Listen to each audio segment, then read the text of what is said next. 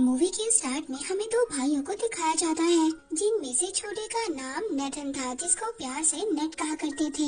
वो दोनों भाई चोरी छुपकर एक म्यूजियम में जाते हैं और वहाँ जाकर एक मैप चुराने की कोशिश करते हैं, पर तभी वहाँ पर तो पुलिस ऑफिसर्स आ जाती हैं और वो उन दोनों भाइयों को पकड़कर एक ऑर्फन हाउस में ले जाते हैं। दरअसल इन दोनों के पेरेंट्स नहीं थे और वो दोनों शुरू से ही ऑर्फन में रहा करते थे और नेट के बड़े भाई ने इस मैप को चुराने की बहुत बार कोशिश की थी, क्योंकि नेट और उसका भाई पायरेट्स के खानदान से बिलोंग करते थे और वो जो मैप था उसमें बहुत बड़े खजाने का राज छुपा हुआ था।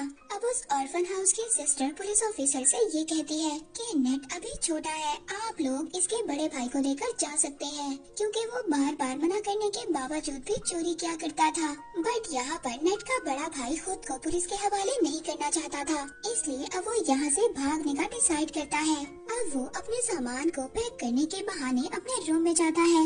नेट अपने बड़े भाई से कहता है कि मैं तुम्हारे बगैर नहीं रह सकता। यहाँ पर नेट का बड़ा भाई उसको एक लॉकेट, लाइटर और एक लेटर देता है और ये कहकर वहाँ से चला जाता है कि मैं वापस जरूर आऊंगा। अब नेट अपने बड़े भाई के जाने के बाद जब वो लेटर ओपन करता है और उस पर लाइटर की रोशनी डालता है तो उसको एक मैसेज मिलता है। उस लेटर में ये लिखा था कि याद रखना, हम लोग पायरेट्स फैमिली से बिलोंग करते हैं और हम लोग जरूर मिलेंगे। इसके बाद सीन शिफ्ट होता है और हमें 15 साल बाद का सीन दिखाया जाता है। हम नेट को देखते हैं जो अब बड़ा हो गया था और वो एक बार में काम किया करता था और साथ ही छोटी मोटी चोरी भी किया करता था। जब एक दिन नेट अपने बार में काम कर रहा था तो उसके पास विक्टर नाम का एक आदमी आता है। वो उसे कहता है कि मैं तुम्हें और तुम्हारे भाई को जानता हूँ। वो बताता है कि कुछ टाइम पहले मिलकर हम काम किया करते थे, लेकिन नेट को इस बारे में जानने में कोई भी दिलचस्पी नहीं थी। वो विक्टर से वहाँ से जाने का कहता है, मगर विक्टर जाते जाते उसके लिए एक कार्ड छोड़कर जाता है। उस कार्ड में विक्टर का एड्रेस लिखा हुआ था। नेक्स्ट सीन में हम देखते हैं कि नेट विक्टर के घर पर चला जाता है। वो उसके घर में जाकर वही मैप देखता है जो कई साल पहले उसने और उसके भाई ने चुराने की कोशिश की थी। तो तभी वहाँ पर विक्टर भी आ जाता है। विक्टर कहता है कि अगर तुमने पहले ही आना था तो मुझे तभी बता देते। यहाँ पर नेट विक्टर से कहता है कि ये तो वही मैप है जिसको ढूंढने के लिए कई लोगों ने बहुत ज्यादा मेहनत की और ये एक खजाने का नक्शा है और इस मैप के रास्ते पर जाकर बहुत ज्यादा लोगों ने अपनी जान दे दी और उन्हें कुछ भी हासिल नहीं हुआ और ये एक बकवास स्टोरी थी। विक्टर नेट से कहता है ये कोई बकवास स्टोरी नहीं है और मैं जानता हूँ तुम्हें और तुम्हारे भाई को इस मैप के बारे में काफी ज्यादा इन्फॉर्मेशन है। फिर इसके बाद विक्टर वहाँ पर नेट को एक बुक दिखाता है। उस बुक में वो एक शिप की तस्वीर दिखाता है। ये शिप कोई आम शिप नहीं है, बल्कि ये कोई बहुत ही पुरानी शिप है और इसकी कीमत 500 करोड़ है। और तो और उस शिप में बहुत ज्यादा खजाना भी छुपा हुआ है, जिसको 18 लोगों ने मिलकर वहाँ पर छुपाया था। और जब नेट को इस खजाने के बारे में इतनी ज्यादा इन्फॉर्मेशन थी तो विक्टर उसको कैसे जाने दे सकता था और अब वो उसे अपने साथ काम करने की ऑफर करता है, लेकिन नेट उसकी ऑफर को रिजेक्ट कर देता है। तो विक्टर उससे कहता है कि अगर तुम मेरा साथ दोगे तो तुम्हें तुम्हारा बड़ा भाई भी मिल सकता है। नेट घर जाता है और घर जाकर अपने बड़े भाई की चीजों को देखने लगता है और इसके बाद वो विक्टर के साथ काम करने के लिए एग्री हो जाता है। अगली सुबह हम देखते हैं नेट विक्टर को एक क्रॉस का साइन दिखाता है। वो कहता है कि ये कोई क्रॉस का साइन नहीं है, बल्कि उस खजाने तक पहुंचने की चाबी है। जिस पर विक्टर कहता है कि इसमें से एक चाबी तो मेरे पास है और दूसरी चाबी हमें जल्दी चुरानी होगी। विक्टर नेट को बताता है कि इसके साथ की दूसरी चाबी एक ऑक्शन कंपनी में है और बहुत जल्दी वो उस चाबी को नीलाम करने वाले हैं और जल्दी हमें उस चाबी को वहाँ से चुराना होगा। अब विक्टर उस कंपनी में जाकर उस चाबी को चुरा लेता है। उस चाबी को चुरा कर जब वो वहाँ से आ रहा था तभी वहाँ पर एक लड़की आती है जिसका नाम ब्रैड था और वो विक्टर के गले पर नाइफ रखकर कहती है कि ये चाबी मुझे दे दो। और ये सब कुछ वो अपने बॉस के कहने पर कर रही थी और ये लड़की विक्टर की पुरानी दुश्मन भी थी।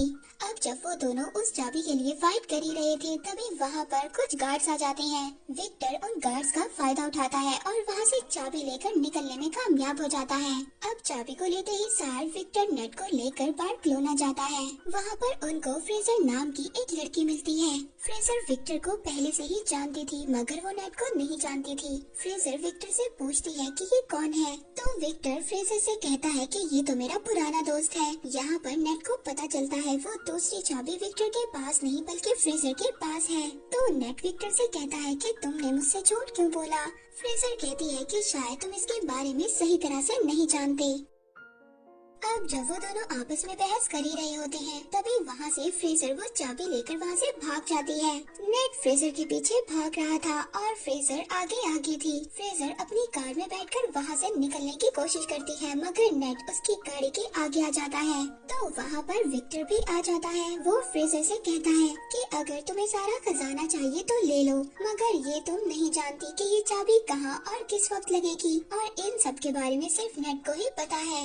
ये बात सुनने के बाद फ्रेजर उन दोनों के साथ काम करने के लिए तैयार हो जाती है। नेट उन लोगों को बताता है कि बहुत सालों पहले उन 18 लोगों ने उस खजाने को चर्च में छुपाया था। अब वो तीनों चर्च में पहुंच जाते हैं। वहां पर पहुंचने के बाद नेट अपने भाई के दिए हुए कार्ड्स को पढ़ने लगता है, जिससे उसे ये बात कंफर्म हो जाती है कि वो सही लोकेशन पर है। अब वो तीनों चोरी छुपकर चर्च के बेसमेंट में पहुंच जाते हैं। वहाँ पर उनको चाबी लगाने की जगह भी मिल जाती है। वो चाबी की जगह एक स्टैचू के नीचे थी। अब यहाँ पर इनको ये बात नहीं पता थी कि चाबी को किस साइड पर घुमाना है। विक्टर बुक में पढ़ता है और कहता है कि दोनों चाबियों को क्लॉकवाइज घुमाना है। ऐसा करते ही उस स्टैचू में से कुछ एरोस निकलने लगते हैं, मगर उन तीनों में से किसी को भी कोई नुकसान नहीं होता। इसके बाद दोबारा से रिस्क लेते हुए नेट और फ्रेजर चाबियों को एंटी क्लॉकवाइज घुमाते हैं, जिसके बाद स्टैचू के पीछे से रास्ता निकल आता है। वो रास्ता एक गुफा से होकर जा रहा था।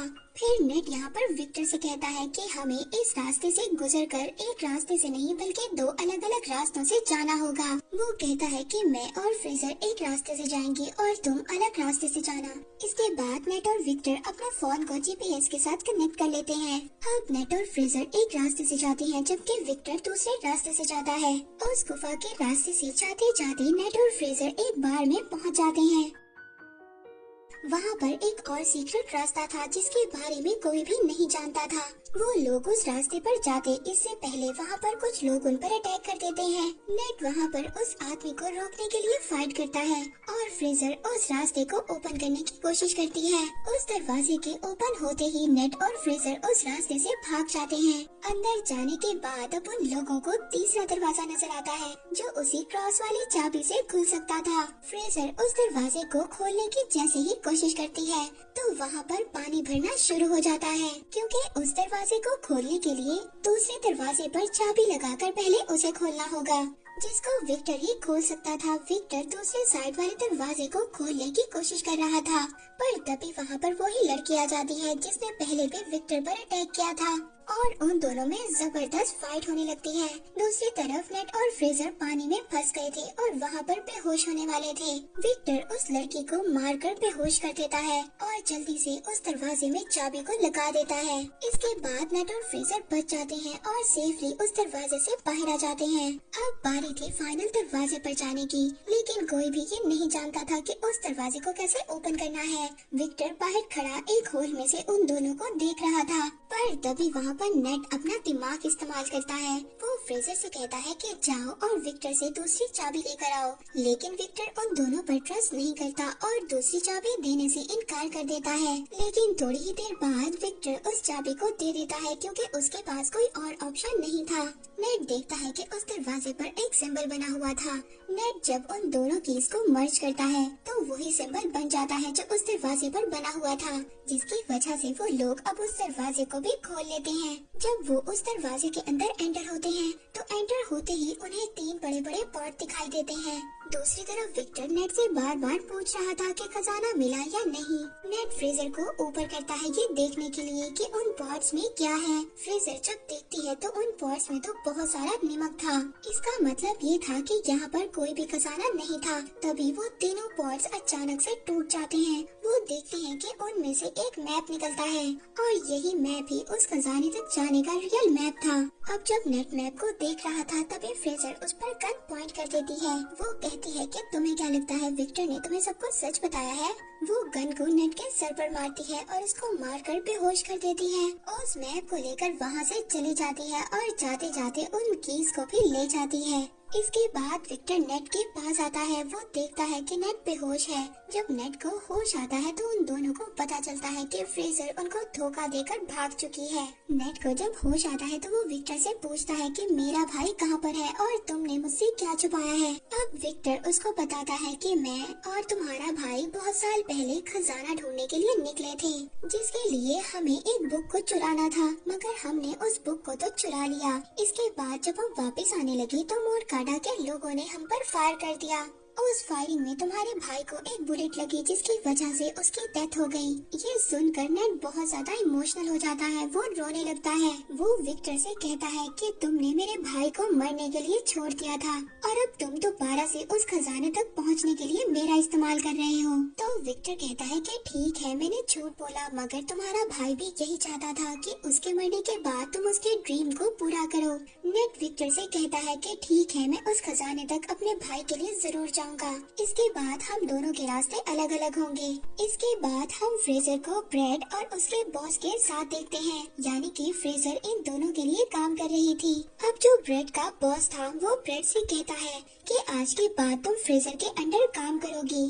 और इसके बाद ब्रेड का बॉस अपनी पूरी टीम को लेकर खजाने की तलाश में प्लेन में बैठकर निकल जाते हैं और वो अपने साथ जरूरत के सामान को भी ले लेते हैं। प्लेन में बैठा ब्रेड का बॉस सबसे यही कह रहा था कि वो खजाना मेरा था और वो कई साल पहले मेरे खानदान से गुम हो गया था। लेकिन तभी ब्रेड अचानक से आकर पीछे से अपने बॉस का गला काट देती है। बॉस को मारने के बाद फ्रेजर अब ये समझ जाती है कि ये उसको भी मार देगी, इसलिए वो अपनी जान बचाने के लिए प्लेन्स में जो कार थी उसमें छुप जाती है। इस पर ब्रेड अपने आदमियों से कहती है कि फ्रेजर तुम्हें जैसे ही नजर आए तुम उसको फौरन से फायर कर देना। अब वो लोग फ्रेजर को वहाँ पर ढूंढ ही रहे थे, तभी हम नेट और विक्टर को देखते हैं जो एक कार की डिक्की में छुपकर उस प्लेन में आ गए थे। अब जब वो सभी लोग फ्रेजर को ढूंढ रहे थे, इस बात का फायदा उठाकर नेट और विक्टर उस मैप को चुरा लेते हैं। इसके बाद ब्रेड और फ्रेजर में भी फायरिंग स्टार्ट हो जाती है। वो एक दूसरे पर फायर कर रही होती हैं। विक्टर नेट से कहता है कि हमें मैप मिल चुका है, इसलिए हमें जल्दी से पैराशूट लेकर यहाँ से जाना होगा। यहाँ पर विक्टर पैराशूट लेकर जंप मार देता है, मगर नेट वहीं पर रुक जाता है और ब्रेड से कहता है कि तुमने मेरे भाई को मारा था। वो वहाँ की सभी कार्गो को पैराशूट से अटैच कर खोल देता है, जिससे कि प्लेन का सारा सामान बाहर गिरने लगता है। वहाँ पर ब्रेड के लोग नेट और विक्टर पर फायर करने लगते हैं। तभी वहाँ पर नेट का पाँव कार्गो में लगी बेल्ट में फंस जाता है और वो उस सामान के साथ ही बाहर हवा में उड़ने लगता है। लेकिन वो बहुत ज्यादा कोशिश करने के बाद दोबारा से प्लेन में आ जाता है। तभी वहाँ पर फ्रेजर एक बड़ी सी कार को लेकर प्लेन से जंप करने वाली थी। वहाँ पर नेट भी खड़ा था। अब कार के साथ दोबारा से नेट भी नीचे गिर जाता है। अब जब वो दोनों नीचे गिर रहे थे तभी फ्रेजर नेट से कहती है कि जल्दी से पैराशूट खोलो, लेकिन यहाँ पर तो नेट ने कोई पैराशूट लिया ही नहीं था। अब वो दोनों हवा में ही उड़ रहे थे, मगर तभी जल्दी से नेट एक कार्गो के पैराशूट को ओपन करता है और वो दोनों उस कार्गो पर चले जाते हैं। उस पैराशूट पर जाने के बाद वो दोनों समुंदर पर लैंड करते हैं। अब वो लोग एक बीच पर पहुंच गए थे। वहाँ पर पहुंचने के बाद वो एक होटल में स्टे करते हैं। उस होटल में जाने के बाद वो दोनों मैप को समझने की कोशिश करते हैं, लेकिन यहाँ पर फ्रेजर को तो कुछ भी समझ नहीं आती और वो आराम से जाकर सो जाती है। लेकिन नेट यहाँ पर पूरी रात मेहनत करता है और उस मैप को समझ लेता है और कुछ नोट्स भी बना लेता है। जब सुबह फ्रेजर उठती है तो वो देखती है कि नेट ने मैप को समझकर नोट्स भी बना लिए हैं और वो यहाँ पर दोबारा से चालाकी दिखाती है। वो उस नोट को लेकर खजाने के लिए निकल जाती है। नेट जब सुबह उठता है तो वो देखता है कि वहाँ से नोट गायब है और ये देखकर वो मुस्कुराने लगता है। दरअसल नेट ने उस नोट पर गलत लोकेशन को मेंशन किया था और जो रियल लोकेशन थी वो नेट के पास ही थी। नेक्स्ट सीन में हम देखते हैं कि नेट एक बोट में उस लोकेशन पर पहुंच जाता है जो एक आइलैंड की गुफा में था। वहीं पर दूसरी तरफ ब्रेड ने भी नेट पर नजर रखी हुई थी। वहीं पर नेट पानी में जंप कर स्विम कर उस गुफा तक पहुंच जाता है, जहां पर वो दो बहुत बड़ी बड़ी शिप्स को देखता है, जिसको ढूंढते हुए न जाने कितने लोगों ने अपनी जान को गंवाया था। उस शिप के जब नेट अंदर जाता है तो वहाँ पर उसको बहुत सारा गोल्ड मिलता है, लेकिन पीछे से तभी उसे विक्टर की आवाज आती है। विक्टर भी वहाँ पर आ गया था और ये देख कर नेट काफी ज्यादा डर जाता है और पूछता है कि तुम तुम यहाँ पर कैसे आ गए? तो वो उससे कहता है कि क्या तुम भूल गए, तुम्हें तो मुझे अपने जीपीएस से कनेक्ट किया था। अब जब वो दोनों मिलकर उस खजाने को देख ही रहे थे, तभी वहाँ पर ब्रेड भी अपने लोगों के साथ आ जाती है। उन लोगों को देखकर नेट और विक्टर दोनों छुप जाते हैं। ब्रेड तभी अपनी पूरी टीम को बुलाती है और उन दोनों शिप्स को प्लेन के जरिए वहाँ से लेकर जाने वाली थी, क्योंकि वो ये जानती थी कि खजाने के साथ साथ उस शिप की कीमत भी करोड़ों में थी। अब विक्टर और नेट उस शिप से बाहर आते हैं। वो दोनों अब उस शिप को ही हाईजैक करने का प्लान बनाते हैं। वो वहाँ पर शिप के फ्रंट पर आते हैं और वहाँ पर सभी गार्ड से फाइट करने लगते हैं। यहाँ पर नेट भी सभी गार्ड्स को खूब मार रहा था। वो गार्ड्स को पानी में नीचे फेंक देते हैं। अब एक एक गार्ड को मारने के बाद वो प्लेन को हाईजैक कर लेते हैं। ब्रेड जब ये देखती है तो वो गुस्से में आ जाती है। वो दूसरे शिप से उन लोगों पर अटैक करवाती है। विक्टर ब्रेड और उसके लोगों से बचने के लिए हेलीकॉप्टर को तेजी से उड़ा रहा था, मगर यहाँ पर ब्रेड तो उसके पीछे ही पड़ गई थी।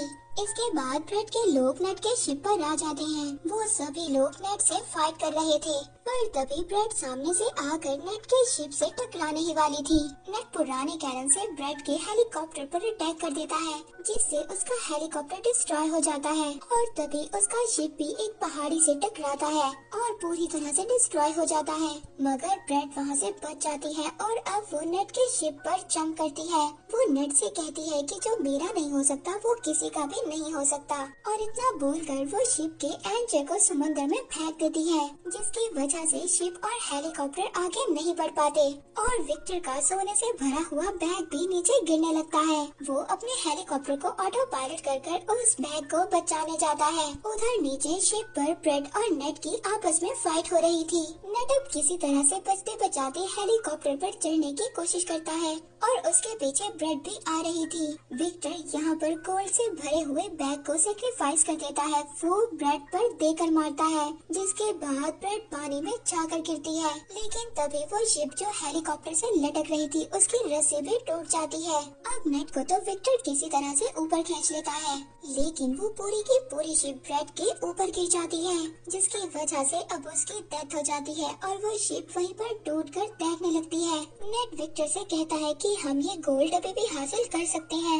लेकिन विक्टर उसको मना कर देता है। वो कहता है कि अब ये सारा सोना गवर्नमेंट का हो चुका है और वो लोग उसे लेने के लिए आ रहे हैं, जिसके बाद विक्टर दुखी होकर हेलीकॉप्टर चलाने लगता है।